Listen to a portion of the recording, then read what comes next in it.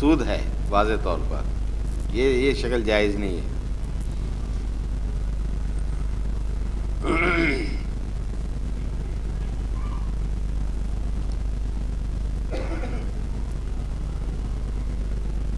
سوال تو وہ یا تو آپ پہلے اعلان کیا ہوتا ہے نا، تو لکھ کر لاتے نا لوگ۔ تحریراں لکھ کر لائیں بھائی، دے یار دے بیا دے۔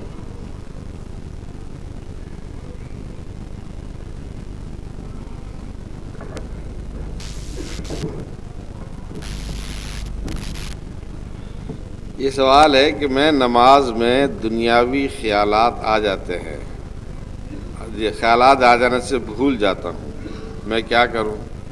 قرآن اور حدیث کی روشنی میں وضاحت کریں کہ خیالات اور وساوس کا مسئلہ ایسا ہے کہ اس پر مکمل طور پر قابو پانا کسی انسان کے بس میں نہیں ہے، اور جو انسان کے بس میں نہ ہو اس پر انشاءاللہ امید ہے گرفت بھی نہیں ہوگی، بشرطے کہ وہ اطمینان کے ساتھ خوشو خضو کے ساتھ نماز پڑھنے کی کوشش کرتا رہے۔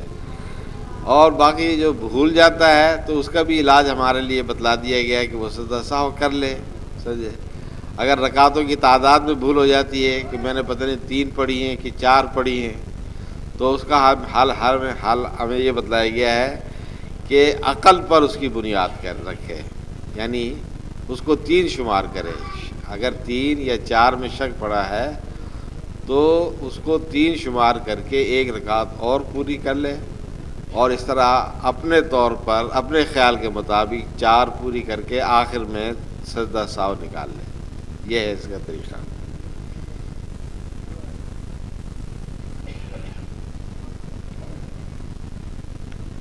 اولاد کی پیدائش کے لیے جادو ہوتا ہے؟ اگر ہوتا ہے تو بتلائیں، ہمارے لیے دعا کر رہے ہیں اولاد کے لیے۔ اولاد کی بندش کے لیے جادو ہوتا ہے۔ جادو ایک فن ہے، اگرچہ اس کے سیکھنے کو کفر سے تعبیر کیا گیا ہے، اور جو یہ کام کرتا ہے اس کے لیے بھی بڑی سخت وعید ہے کہ وہ بھی مسلمان نہیں ہے، کافر ہے۔ تو یہ کافروں والا عمل ہے، مسلمانوں والا نہیں ہے۔ لیکن بدقسمتی سے ہمارے معاشرے میں یہ چیز بہت عام ہوتی جا رہی ہے، اس کا انکار نہیں کیا جا سکتا۔ لیکن جہاں تک جادو کی تاثیر کا تعلق ہے، جادو اپنا اثر دکھلاتا ہے، سمجھے، اللہ کے حکم سے۔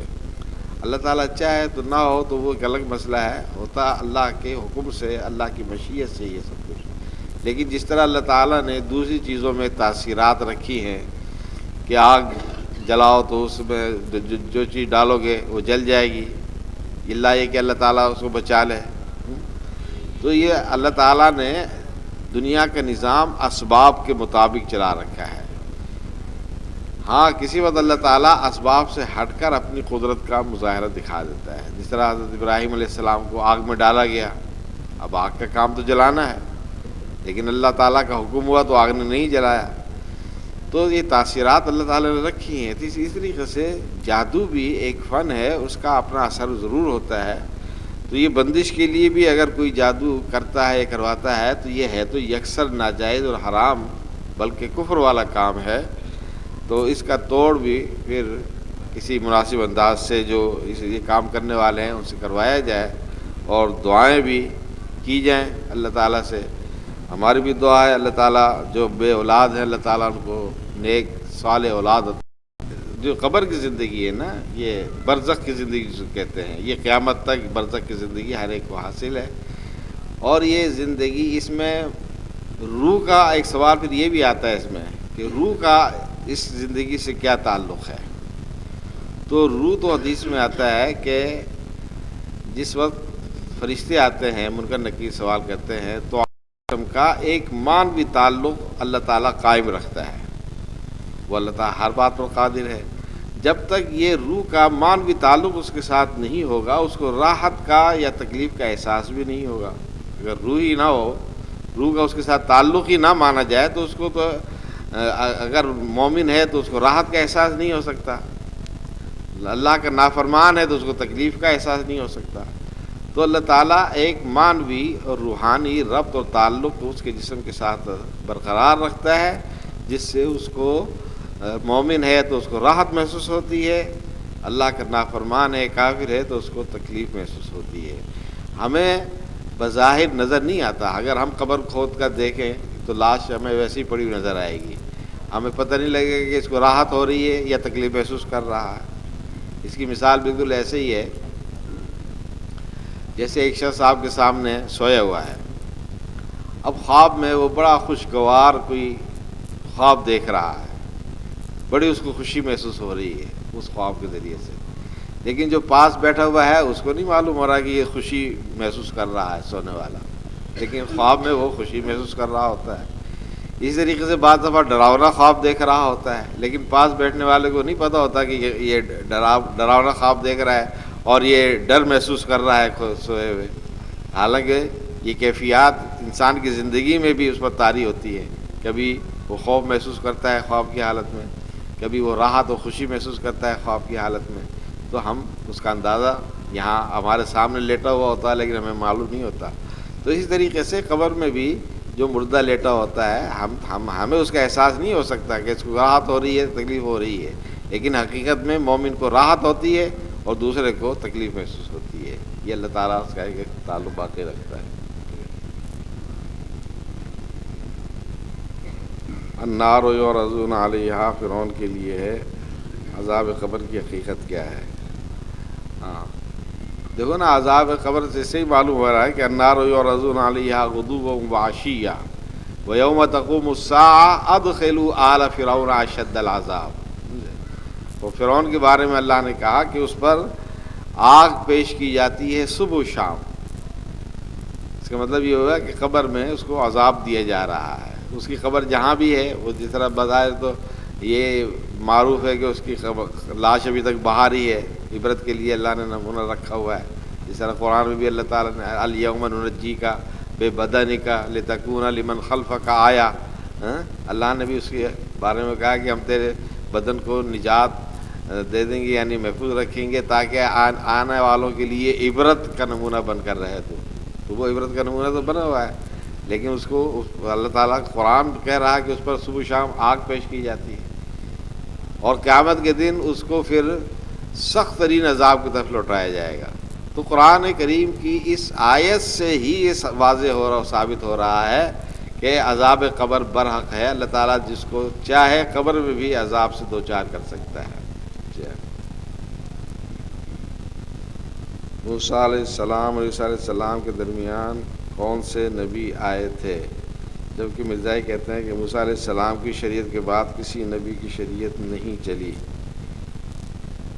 موسیٰ علیہ السلام کے بعد موسیٰ علیہ السلام کی شریعت کے بعد کسی نبی کی شریعت نہیں چلی، نہیں، یہ کس طرح وہ کہہ سکتے ہیں؟ نبی تو آتا ہی شریعت چلانے کے لیے، اور موسیٰ علیہ السلام کے بعد کافی نبی آتے رہے، تو جتنے بھی نبی آئے وہ سبھی کہتے رہے۔ تو یہ مرزائیوں کی بات کوئی بے دلیل ہے، اس کی کوئی دلیل تو نہیں ہے، کوئی دلیل ہوتی تو بات کرتے نا، یہ تو بے ثبوت ہے۔ قبروں پر پھول گرانا یا اگربتیاں جلانا یعنی خوشبو لگانا جائز ہے یا نہیں؟ اس کا کوئی جواز نہیں ہے۔ یہ جو واقعہ بیان کیا جاتا ہے رسول اللہ علیہ وسلم کی طرف سے کہ آپ جا رہے تھے تو دیکھا دو قبروں کے متعلق پوچھا تو بتلایا گیا کہ یہ پرانی قبریں ہیں، آپ نے فرمایا ان کو عذاب دیا جا رہا ہے، تو آپ نے ایک شاخ منگوا کر ان دونوں پر گاڑ دی، دو ٹکڑے کر کے، اور فرمایا کہ جب تک یہ شاخیں خشک نہیں ہو جائیں گی ان کے عذاب میں تخفیف رہے گی۔ اس میں ایک پہلی بات تو یہ ہے کہ اللہ کے رسول کو تو اللہ تعالیٰ کی طرف سے علم ہو گیا کہ ان کو عذاب دیا جا رہا ہے، کیونکہ اللہ کے ساتھ آپ کا تعلق تھا، وحی کا سلسلہ قائم تھا۔ دوسرا، بطور معجزہ آپ نے یہ کام کیا تخفیف عذاب کے لیے کہ ایک شاخ منگوا کر اس پر آپ نے گاڑ دی، عارضی طور پر چلو اس کو ان کے عذاب میں تخفیف ہو جائے گی۔ تو اس سے یہ استدلال نہیں کیا جا سکتا کہ قبروں پر پھول گرایا جائے گا، وہ دو پھول نہیں تھے، ایک شاخ تھی، وہ زیادہ استدلال کیا جا سکتا تو شاخ کا، اور وہ بھی اس صورت میں جب آپ پہلے یہ معلوم کریں کہ اس کو عذاب ہو رہا ہے۔ علیہ وسلم نے جو شاخ گاڑی تھی تو کس لیے گاڑی تھی؟ کہ آپ کو تو اللہ تعالیٰ کی طرف سے علم ہو گیا تھا کہ ان کو عذاب ہو رہا ہے. اگر آپ کا بھی یہ عقیدہ یہ ہے کہ اب آپ کے نبی آپ کے ولیوں کو خبر عذاب ہو رہا ہے تو آپ بھی پھول ڈالیں چاہے جو مرضی ڈالیں.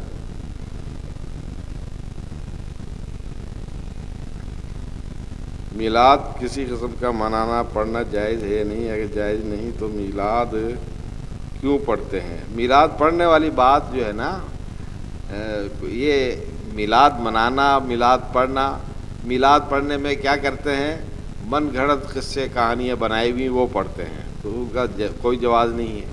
اسی طریقے سے میلاد منانا یعنی جشن منانا، چراغاں کرنا، جلوس نکالنا، بھنگڑے ڈالنا اور یہ فلمی گانوں پر ڈانس کرنا، یہ سب کچھ ہو رہا ہے آج کل. بلکہ اس دفعہ تو میلاد جو طاہر القادری ہر سال مینار پاکستان پر عالمی میلاد کانفرنس کے نام سے جو ڈھونگ رچاتا ہے، اس میں نوائے وقت کے اخبار میں لکھا ہے کہ عظیم الشان آتش بازی کا بھی مظاہرہ کیا گیا. اب آپ اندازہ لگا لیں، سمجھے؟ یہ نوائے وقت کی خبر ہے صفحہ 2 پر، سمجھے؟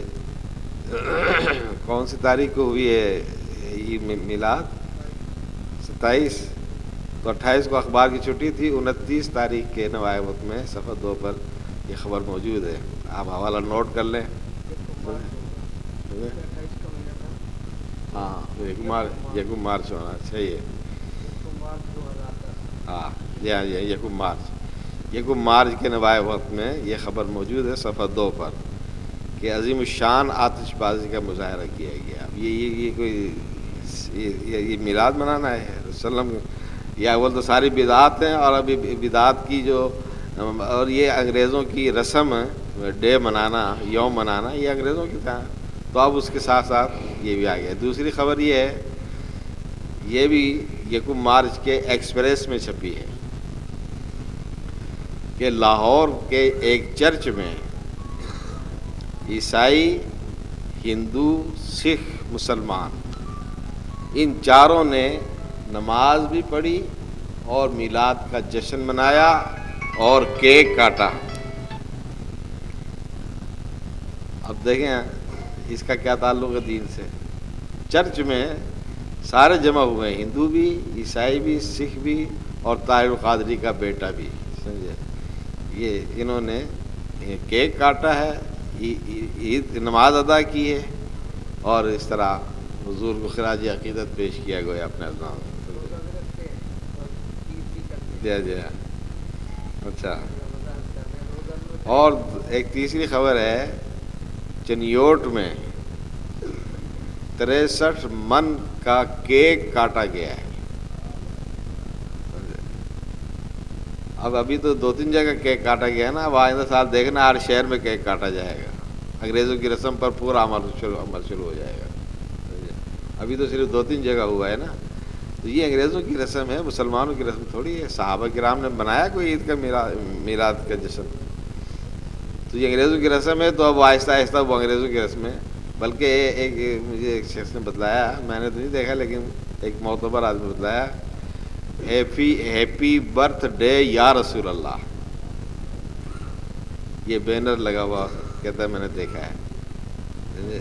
دوسرا انگریز سالگرہ کے موقع پر بچوں کو دے دیں ہیپی برتھ ڈے، تو اسے مطلب ہے ہیپی برتھ ڈے یا رسول اللہ، نعوذ باللہ من ذالک. اچھا، جو آدمی لمبا عرصہ پردیس میں چلا جاتا ہے اس کے لیے پردیس میں رہنا کیسا ہے؟ پردیس میں رہنا کیسا ہے؟ پردیس میں اگر اس کی کوئی کاروبار ہے، تجارت ہے تو وہ رہ سکتا ہے، بشرطے کہ اس کے دین و ایمان کو وہاں خطرہ نہیں ہے.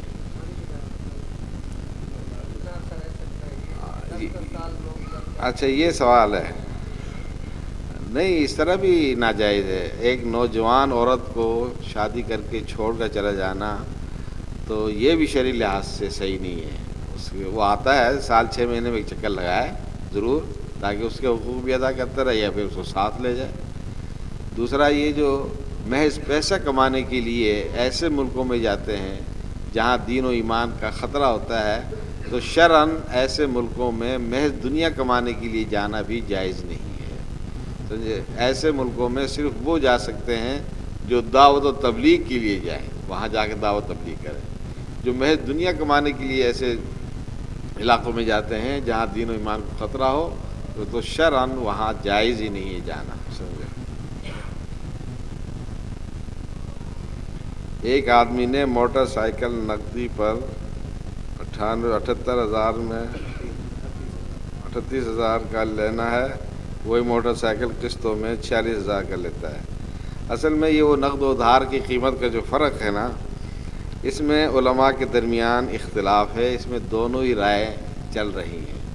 علماء کی اکثریت اس کو جائز قرار دیتی ہے عوام کی سہولت کی خاطر، لیکن بعض محققین جو ہیں وہ اس کو بھی سود میں ہی شمار کرتے ہیں، جس طرح شیخ البانی رحمہ اللہ ہیں اور ہمارے حافظ المنان صاحب نور پوری حفظہ اللہ وہ ہیں، اور میرا بھی تقریباً ایسا ہی خیال ہے.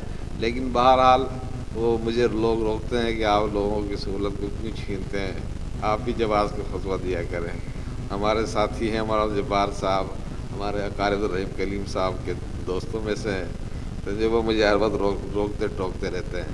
تو بہرحال اس سے بچنا بہتر ہے. بہت ہی ناگزیر ہو جس کے پاس نقد رقم نہ ہو اور وہ قسطوں کے بغیر نہیں لے سکتا، تو اس کے لیے کچھ نہ کچھ گنجائش ہے، کیونکہ اکثر علماء اس کو جائز قرار دیتے ہیں، لیکن بچنا بہرحال بہتر ہے.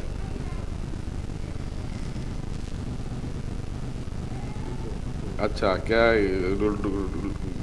لوڈو کھیلنا جائز ہے؟ جو کہ دیکھا گیا کہ حافظ قرآن کھیلتا ہے. یہ اصل میں سارے شغل ایسے ہیں کہ یہ لاہ و لعب میں آتے ہیں. تو لاہ و لعب کے کھیل جتنے بھی ہیں یہ سب ممنوع ہیں. سمجھے، شطرنج کھیلنا اور یہ تاش کھیلنا اور اس طرح کی چیزیں، صرف وہ کھیل جائز ہیں جس میں انسان کی ورزش ہو اور جہاد میں اس کو اس کے ذریعے سے قوت حاصل ہو سکے. گورنمنٹ ملازمین کا جو جی پی فنڈ ہے اس کے بارے میں بتائیں. اس پر لگنے والا منافع سود ہے یا نہیں؟ ہے تو وہ بھی سود ہی. اس لیے بعض لوگ تو لکھ کر دے دیتے ہیں کہ آپ ہمیں ہماری اصل رقم دینا، اس پر سود نہ لگایا کریں. تو ایسے لوگوں کو پھر وہ سود نہیں لگاتے اور اصل رقم ہی دیتے ہیں. اس لیے یہ ہے تو بہرحال سود ہی جو منافع کی شکل میں دیتے ہیں. اس سے بچنا چاہیے. نماز کے بعد آپ نے دعا نہیں منگائی، کیا جائز ہے؟ یہ نماز کے بعد اجتماعی دعا کا مسئلہ یہ اکثر ہر جگہ پیش آتا رہتا ہے. یہ سوال جہاں جاؤ یہ ضرور ہوتا ہے. تو اس مسئلے کو آپ اچھی طرح ذرا غور سے توجہ سے سمجھ لیں. ہم جو اجتماعی طور پر مل کر دعا نہیں مانگتے تو اس کی وجہ یہ ہے کہ نبی صلی اللہ علیہ وسلم سے کسی بھی صحیح حدیث سے یہ طریقہ ثابت نہیں ہے. اس سے یہ سمجھ لینا کہ ہم دعا کے قائل نہیں ہیں یا ہم دعا نہیں مانگتے، یہ غلط ہے. ہم دعا کی فضیلت کے قائل ہیں. خوب دعائیں مانگنی چاہیے اللہ تعالیٰ سے. حدیث میں آتا ہے کہ جو اللہ تعالیٰ سے نہیں مانگتا اللہ تعالیٰ اس سے ناراض ہوتا ہے. تو اللہ سے دعائیں مانگنی چاہیے. لیکن دعا کیا ہے؟ ادعوا ربکم تضرعا وخفیہ، کہ تم اپنے رب کو گڑ گڑاتے ہوئے اور خفیہ یعنی تنہائی میں پوشیدہ اس سے دعائیں کرو. تو دعا اصل میں وہ ہوتی ہے جو تنہائی میں انسان گڑ گڑا کر اللہ کی بارگاہ میں کرے. تو لوگوں کے سامنے اس طرح دعا نہیں مانگی جا سکتی. تو دعا تنہائی میں ہونی چاہیے، گڑ گڑا کر ہونی چاہیے. لوگوں کے سامنے وہ کیفیت نہیں آ سکتی.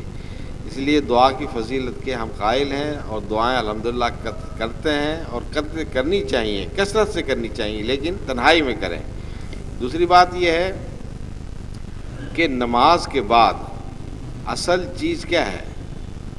وہ طریقہ ہے جو نبی صلی اللہ علیہ وسلم نے اختیار فرمایا ہے. نبی صلی اللہ علیہ وسلم نے کیا اختیار فرمایا کہ سلام پھیرتے ہی آپ فرمایا کرتے تھے اللہ اکبر، پھر 3 مرتبہ فرماتے تھے استغفر اللہ استغفر اللہ استغفر اللہ، پھر رب اعنی علی ذکرک و شکرک و حسن عبادت. یہ دعائیں پڑھتے تھے، لبی دعائیں. سمجھے؟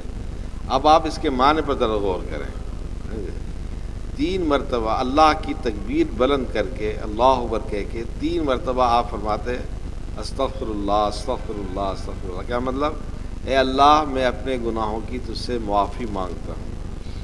اے اللہ میں تجھ سے اپنے گناہوں کی معافی مانگتا ہوں. اے اللہ میں تجھ سے اپنے گناہوں کی معافی مانگتا ہوں. کیوں بھئی یہ دعا ہے کہ نہیں ہے؟ یہ نبی صلی اللہ علیہ وسلم کا بتلایا وہ طریقہ ہے دعا کرنے کا. اچھا پھر آپ فرماتے تھے رب اعنی علی ذکرک و شکرک و حسن عبادتک.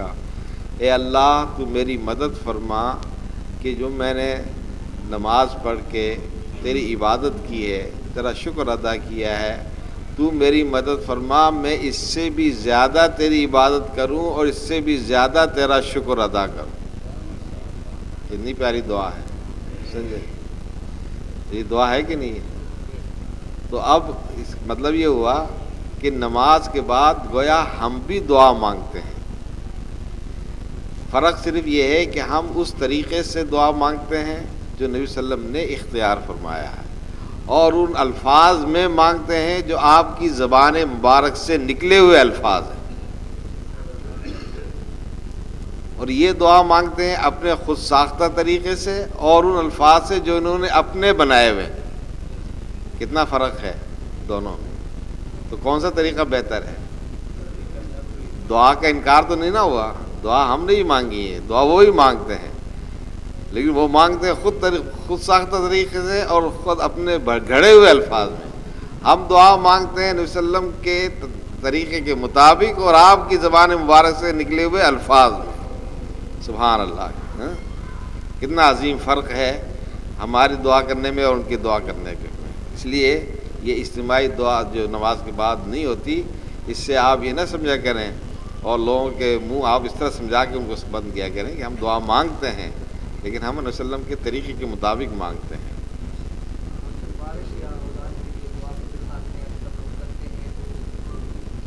ہاں تو کرنی چاہیے. اچھا بعض دفعہ البتہ ایسا ہوتا ہے کہ سلام پھیرتے ہی بعض لوگ خواہش کر دیتے ہیں کہ جی ہمارے گھر میں فلاں بیمار ہیں اس کے لیے دعا فرما دیں, یا بارش نہیں ہو رہی ہے بارش کے لیے دعا فرمائیں, یا میری فلاں حاجت ہے اس کے لیے میری دعا فرمائیں.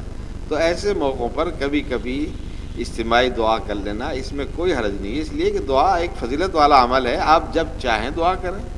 اگر کبھی اس طرح اجتماعی طور پر بھی کرنے کی ضرورت پیش آ جائے تو اس کو بھی آپ دعا کر سکتے ہیں, سمجھے؟ اس کی کوئی شرط نہیں. اس کو معمول بنا لینا, اس کو رواج بنا لینا, یہ غلط ہے. جنازہ قرآن کے ساتھ بھی کسی قرات کے ساتھ بھی نماز جنازہ قرات کے ساتھ بھی نبی نے کسی صحابی کا پڑھایا ہے. حالانکہ اہل حدیث کہتے ہیں کہ یہ عمل جائز ہے بلکہ نبی سے ثابت ہے. دیکھو نا, یہ تو حدیثوں میں بالکل واضح طور پر موجود ہے کہ صحابہ نے وہ دعائیں نقل فرمائی ہیں جو رسول صلی اللہ علیہ وسلم نے نماز جنازہ میں پڑھی ہیں. بلکہ ایک صحابی کہ آپ نے نماز جنازہ پڑھائی تو وہ دعائیں اونچی آواز سے پڑھی نا, تو صحابی کہتا ہے کہ کاش میرا جنازہ ہوتا. تو اس نے دعائیں سنی ہے تو اس کو پتہ لگا نا کہ اس نے سلام پھیرتے اس نے کہا کاش میرا جنازہ ہوتا اور حضور نے میرے حق میں یہ دعائیں کی ہوتی. تو نماز جنازے کا اونچی آواز سے پڑھنا بالکل جائز ہے. البتہ ہم اس کو ضروری نہیں قرار دیتے. اگر کوئی سری پڑھ لیتا ہے بعض دفعہ تو وہ بھی جائز ہے. مال کمانے کے لیے جو سعودیہ جائے وہیں رہے حج عمرہ کرے تو درست ہے, حالانکہ جاتے وقت وہ مال کمانے کا ہوتا ہے, کیونکہ کوئی حرج نہیں ہے. اگر وہ دنیاوی کاروبار کے لیے گیا ہے تو کوئی حرج نہیں ہے. وہاں اللہ نے اس کو موقع دیا ہے حج عمرہ کرنے کا تو حج عمرہ کرے, اس کو انشاءاللہ پورا ثواب ملے گا.